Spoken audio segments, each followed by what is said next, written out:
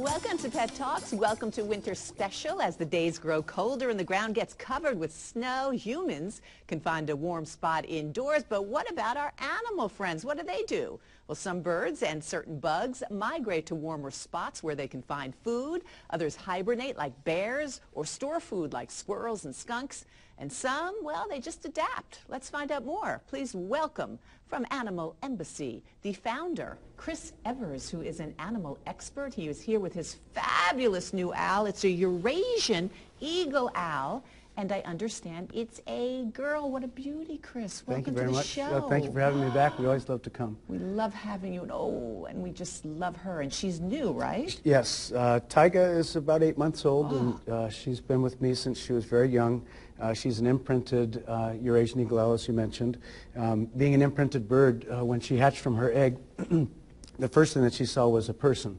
And for a captive animal that's going to be a part of an ambassador program with Animal Embassy, that's great, because I got to raise her and really help to shape her as she grows up to be a fantastic ambassador. And even because normally we wouldn't be sitting quite that close, with right? An owl like this, yeah. And now she's large, right? This is the largest species. There's a fishing owl that is heavier than she is. There's also the great gray owl, which has slightly longer wingspan than she does, but she outweighs the great gray, and she's got a longer wingspan than that fishing owl that I mentioned. And like, so how much does she weigh?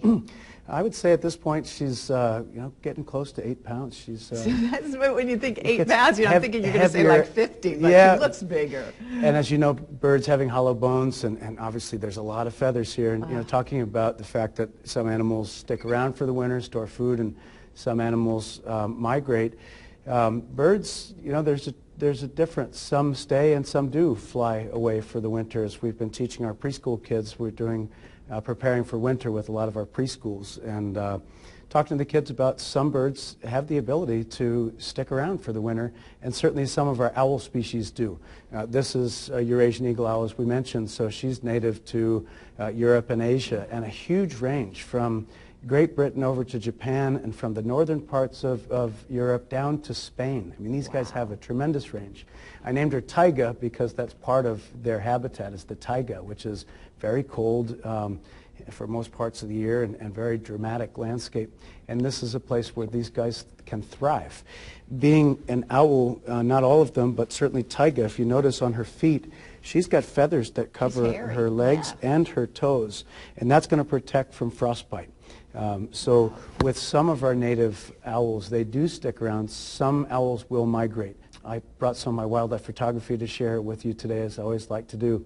Last winter, we actually had gone out to Jones Beach to photograph a snowy owl, which is pretty common, that in the wintertime, snowies will migrate from the Arctic, as do many other Arctic birds.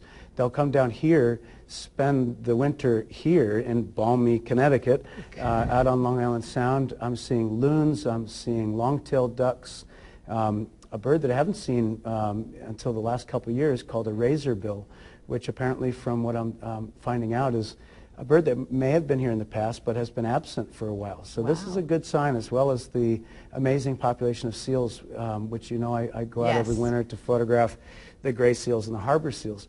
So it's amazing when we think about migration, we oftentimes think of it as something that is north to south, that birds are going and animals are going from here to warmer places. It's not that this area is that much warmer necessarily. We can get some bitter cold winters and plenty of snow.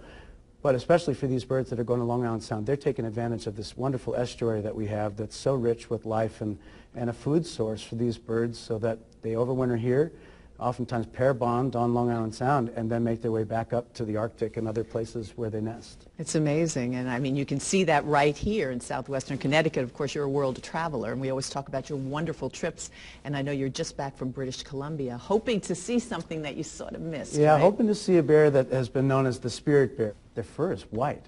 So that's what we were hoping to find, and as with all my trips, I see wonderful life of all different kinds, and certainly the bald eagles and the black and brown bears that we saw are phenomenal. Amazing.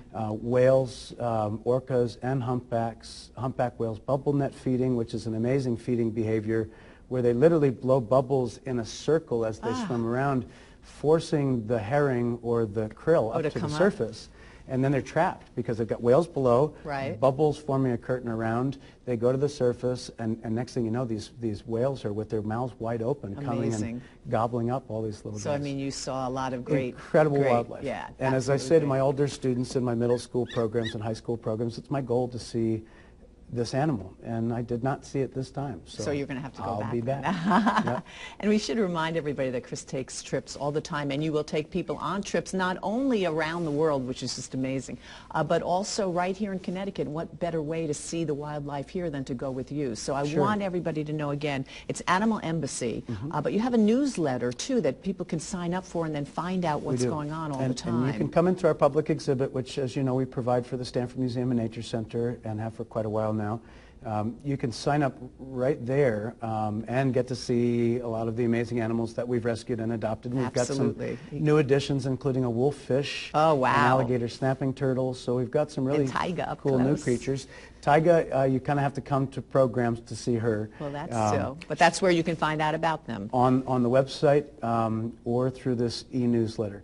So they can sign up at our exhibit at the Stanford Museum and Nature Center or do it right online, right from our website, which also has a blog and a slideshow for kids and for families to appreciate. It's really wonderful, and I love it that it's for the whole family. And February 1st, you have a nice program coming up, too. Yeah, and that one is going to really focus on some of the more extreme animals that we have. So if people want to get a chance to meet Taiga in person, she will certainly be there, as well as the alligator snapping turtle that I mentioned, and a number of other really impressive animals. I noticed before, maybe you want to take that up, you were actually sort of playing with her. It seemed to be sort of like a cat.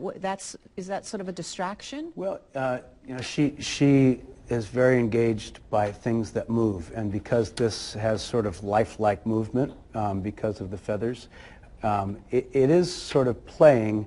But for her, it's more engaging her predatory nature. So she thinks it's, you know, food or something that she'd want to capture. Yeah, and she's young. So, you know, even with, you know, young animals, how do they learn how to grab things and how to catch things? You know, play is really important. So in nature, it could be feathers, it could be a stick, it could be leaves.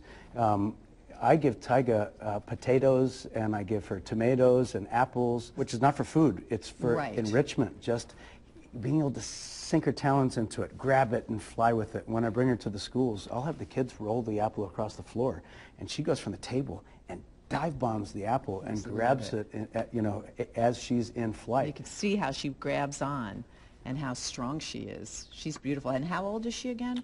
Taiga's about 8 months. 8 months old. Thank you so much, Chris. Always a pleasure. Thank you for having us on again. Thank you so much, and happy winter. Happy winter to you. All right, happy winter. And as we go to break, in keeping with our Welcome Winter celebration, here's a fun fact. If you ever wondered why polar bears and penguins, cold weather lovers, never bump into each other, here's why. Polar bears live only in the North Pole, while many species of penguins are found in the South Pole. Both animals are highly adapted for living in the coldest places in the world. We'll be right back.